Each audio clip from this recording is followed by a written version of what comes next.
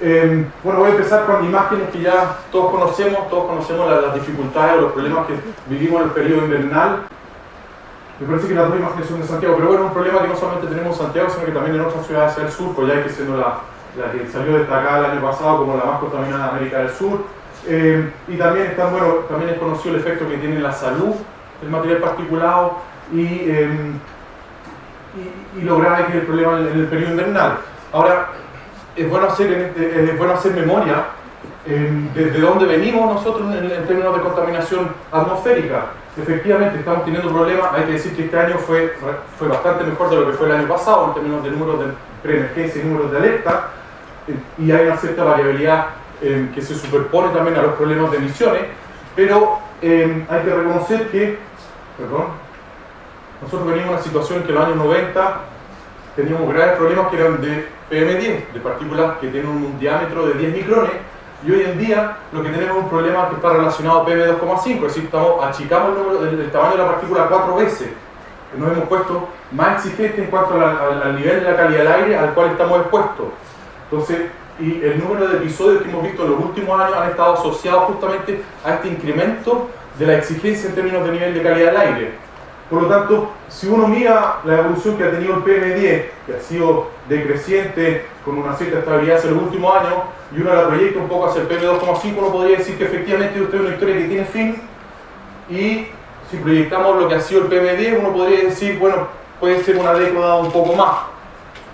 Y hay una figura que es muy ilustrativa con respecto a justamente cómo ha evolucionado el PM2,5, es un trabajo del actual ministro del Medio Ambiente, que muestra cómo ha evolucionado la concentración promedio en 4 estaciones de la red de monitoreo de calidad de aire de Santiago, y muestra cómo ciertas políticas públicas han tenido un impacto justamente en reducir esas concentraciones. Por lo tanto, sí, efectivamente las políticas públicas que apuntan a mitigar las emisiones de ciertos contaminantes tienen un impacto en las concentraciones, y por lo tanto, nuevamente, esto es una historia que debería tener un fin, uno podría decir, dentro de los próximos 10-15 años, quizás para el PM2,5. Todo depende también no solamente de las normas que imponga el gobierno, sino que también de la capacidad que tengamos nosotros como ciudadanos e individuos de adaptarnos y también de ser dispuestos a hacer los cambios que hay que hacer para poder reducir las emisiones en términos efectivos. Y eso también se puede proyectar a las conversaciones que tuvieron, las presentaciones que tuvieron Raúl y Maísa más temprano. Entonces, me permití cambiar un poco la presentación y vamos a hablar más bien de los desafíos futuros. No voy a cubrir todos los desafíos futuros que hay porque son bastante significativos, bastante largos también, sino que voy a apuntar algunos y específicamente aquellos que el CR2 pretende abordar en su segunda fase, si es que todo sale bien. Entonces, voy a empezar con un trabajo bastante innovador que tiene que ver con cómo nosotros podemos traspasar los conocimientos que tengamos en términos de dispersión de contaminantes hacia las políticas públicas. ¿Cómo podemos contribuir en ese sentido? Y este es un trabajo bastante innovador de Benjamín Prevuela, un alumno de magíster de acá de la Facultad de Ingeniería del Transporte. Es un trabajo que está en curso, y lo innovador que hace él es que él combina la información de las tarjetas VIP del sistema de transporte con las salidas de un modelo de química que simula la dispersión de los contaminantes dentro de la cuenca de Santiago e incluye todas las interacciones físicas y químicas que ocurren en la realidad y que somos capaces de representar. Y con las transacciones me refiero cada vez que un usuario del sistema de transporte público hace una transacción, esa transacción queda guardada. Entonces, lo que se tiene acá, a mano izquierda ustedes ven una figura en que va cambiando de colores, los colores azul, entonces cada vez que unas transacciones se guarda, y a partir de esa información el Marcela Municipal del Departamento de Ingeniería del Transporte desarrollaron un método en el cual ellos pueden estimar la zona de donde trabaja el usuario, donde vive y por donde viaja. Y eso es lo que representa esta figura. Los colores azules muestran los lugares de habitación donde se vive, el rojo es donde se trabaja y el verde es el transporte. Entonces, en la noche vamos a ver que eso está en azul principalmente, la gente está en su casa, duerme, etc. Y en las horas de la mañana empiezan a salir los verdes. se vuelve todo rojo y después pasa nuevamente a verde y azul, así sucesivamente. Esa es la información de los desplazamientos que tienen los usuarios del transporte público. Y a mano derecha tenemos perdón, oye, que la película. Se queda sin ver el final. Y a mano derecha tenemos las salidas del modelo. Entonces lo que él hace es cruzar esta información, es decir, por dónde se mueven los usuarios, con las salidas del modelo que nosotros implementamos para la zona central, que es el modelo Chimay, el modelo francés. Y lo que hace entonces, acá les muestro el ejemplo para un usuario, es una persona que vive en Las Condes y que trabaja en Santiago. Entonces lo que se muestra ahí es las concentraciones a las que está expuesta a lo largo de su trayecto, perdón, en su hogar primero, a lo largo del trayecto, y después en el trabajo y después en el trayecto de vuelta. Eso lo hace para un usuario y eso ahora para todos los usuarios de la muestra que seleccionó. Estos son usuarios del sistema de transporte público que usan la tarjeta durante un periodo de una semana de una manera recurrente, es decir, que lo usan 2 veces al día. Claro, es decir, que usan la tarjeta todos los días, que usan el transporte público para desplazarse, no usan el auto, no usan el metro, etc. Entonces lo que se ve acá es la exposición promedio durante esos 5 días para todas las actividades que realizan. Y lo interesante que se ve ahí como primera cosa es que, bueno, la distribución en realidad es bastante, la distribución a la exposición es bastante homogénea. Uno podría esperar que, bueno, uno dice siempre las peores concentraciones, y efectivamente es así, se encuentran en la zona oriente de la ciudad, la zona de Pudahuel, perdón por la integración, Pudahuel, se me perdió Pudahuel. Ahí está Pudahuel.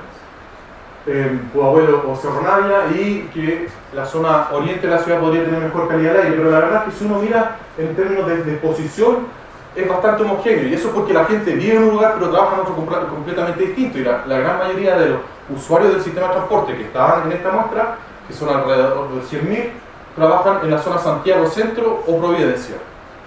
Y por lo tanto hay un efecto de compensaciones de la exposición a la cual estamos expuestos, a la redundancia, según el nivel donde vivamos, es decir, entre los lugares de vivienda y los lugares donde se trabaja. Ahora bien, esta misma herramienta de modelación, el modelo Chimay que le mencioné, lo aplicamos para ver cuál es el impacto si es que de 2 políticas públicas específicas. Una era si se reducían 50% las emisiones residenciales, que ahí está denominado como HRS, y qué pasaba si reducíamos un 50% de las emisiones de transporte. Y por último, la tercera es la combinación de esas dos.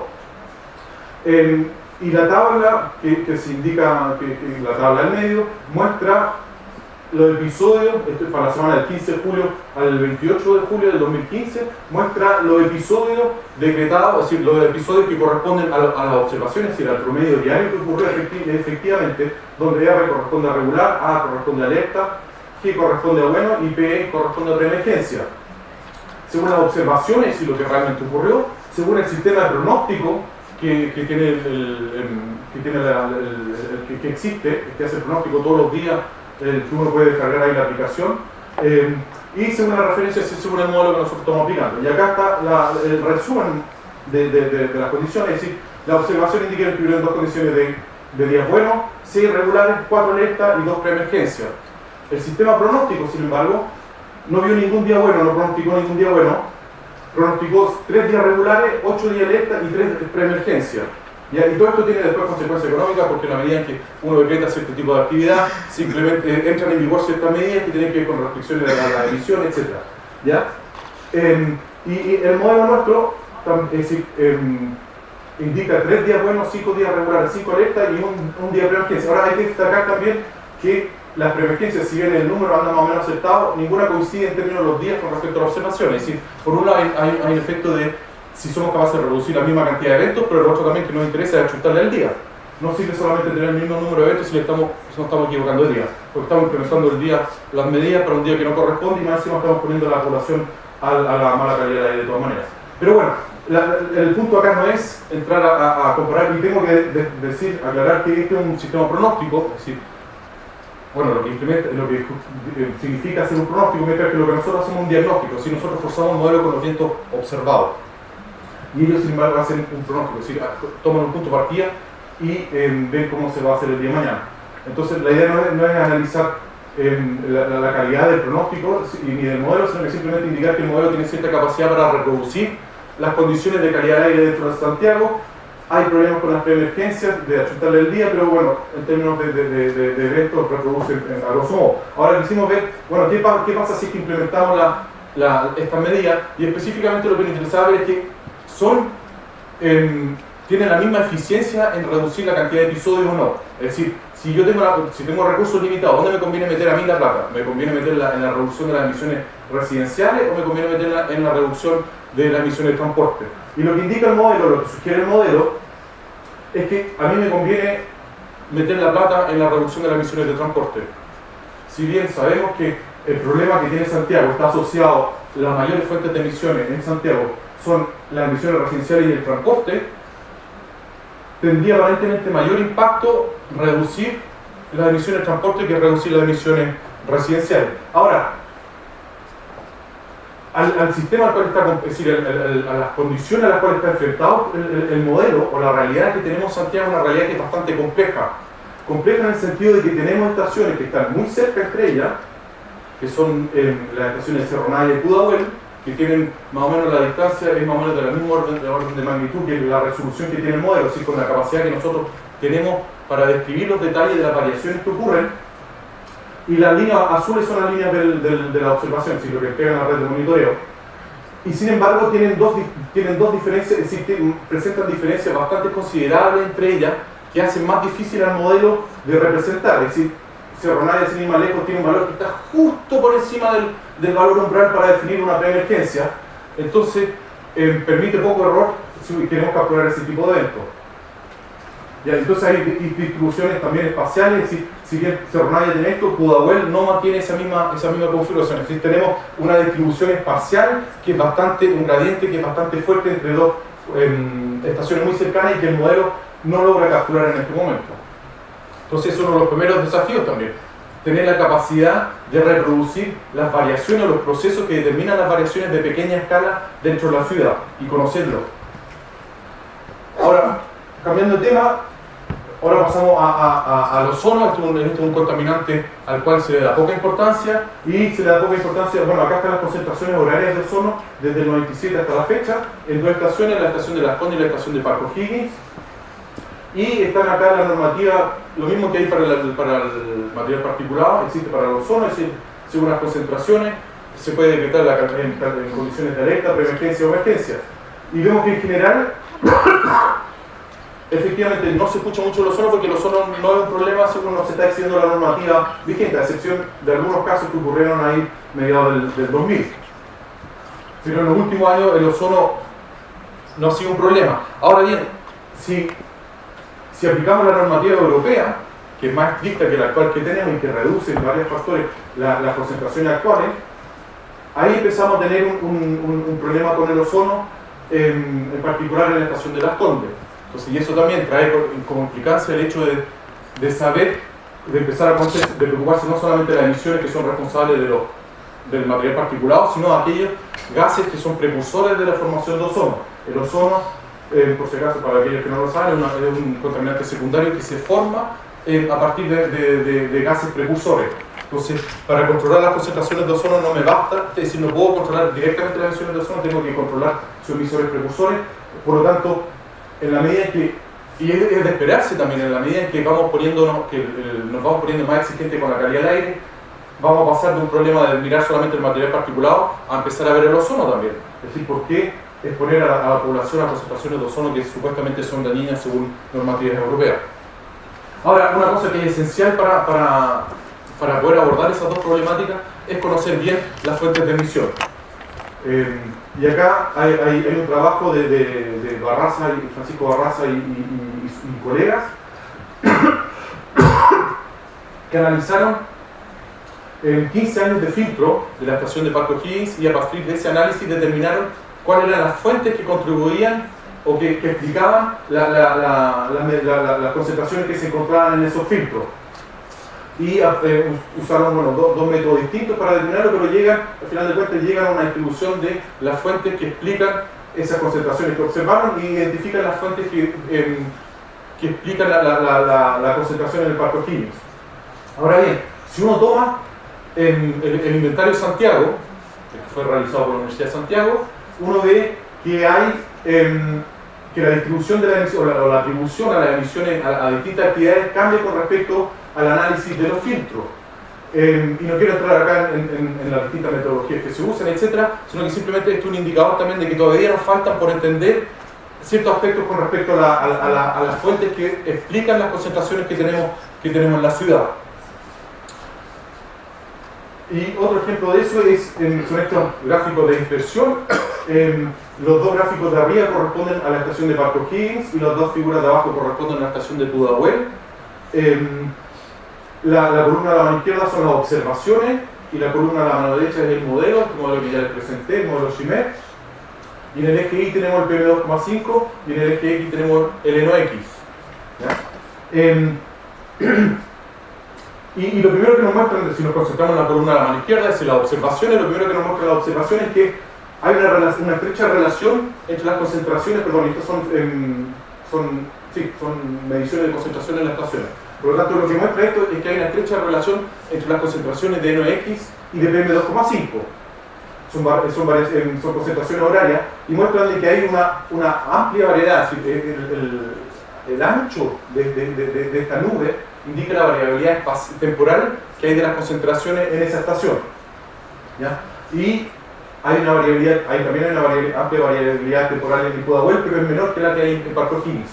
Ahora bien, el modelo reproduce esta estrecha relación entre las concentraciones de NOx y de PM2,5, pero no es capaz de ver esta variabilidad temporal. Entonces, hay algún proceso que nos está faltando, ya sea en la formación de los aerosoles secundarios de nitrato o en las emisiones de NOx y de PM2,5, pero para Park O'Higgins el modelo no es capaz de ver toda esta variabilidad temporal que tienen las observaciones en ese punto. Sí tiene un mejor desempeño en lo que es la estación de Pudahuel. Entonces, repito, todavía nos falta por entender cuáles son las fuentes de emisión y cuál es su variabilidad temporal en Santiago, y eso también se puede extrapolar a las otras ciudades en Chile. Y los inventarios de emisiones no solamente es necesario saber cuál es el número que se emite, es decir, cuál es el total anual o mensual, sino que también nos interesa saber cuánto se emite. No es lo mismo emitir en Pudahuel que emitir en Las Condes o en Quilicura que en Puente Alto. Por lo tanto, hicimos al principio, hace un par de años ya, hicimos un gran esfuerzo en distribuir las emisiones dentro de la Comuna de Santiago, inventario de USACH, y ahora estamos generando mapas nacionales de emisiones a partir de combinar distintos datos de distintas bases de datos. Y tenemos ahora las emisiones de quema de la agricultura y también de bosque, así como las emisiones residenciales y las emisiones industriales, y pronto esperamos tener las emisiones de transporte también. Entonces esto es, bueno, esto es un trabajo sin para decir que nunca termina, es decir, una vez que esta es el primer inventario que quedó referenciado o distribuido espacialmente, pero una vez que se generan estos, se van mejorando constantemente. Y por último, observaciones, algo que es fundamental son las observaciones. Santiago tiene una red de 11 estaciones que monitorean la calidad del aire continuamente, donde los principales compuestos que se monitorean son los que aparecen indicados ahí. Y si lo comparamos con otros países, otras urbes en Latinoamérica, este es una muy buena red, pero sin embargo faltan observaciones, en particular faltan observaciones más con la vertical. Por el momento existen pocas observaciones que caractericen la distribución vertical de los aerosoles. Hay un nefobasímetro, hay dos nefobasímetros ahora que son instrumentos que miden la altura de la base de nube, pero que además entregan información con respecto a la distribución vertical. Existen dos en Santiago, son instrumentos de Ricardo Muñoz, que es un colega del Departamento de Astrofísica, pero eso también tiene que ser complementado con otro tipo de informaciones que caractericen las propiedades físicas, químicas, las propiedades ópticas también de los aerosoles.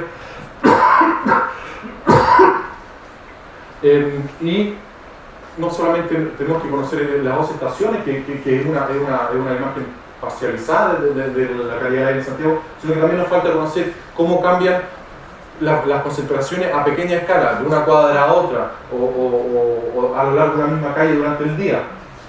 Y también nos falta conocer qué es lo que pasa con las emisiones frente abajo. Como mencionaba Laura, hemos hecho algunos trabajos para ver qué es lo que pasaba en la cordillera, pero falta ver cuál es el impacto que hay en la agricultura, en los ecosistemas, etc. ¿Cuál es el impacto que tiene la ciudad de viento abajo y cuál es la contribución de viento arriba también hacia la calidad de aire en la ciudad.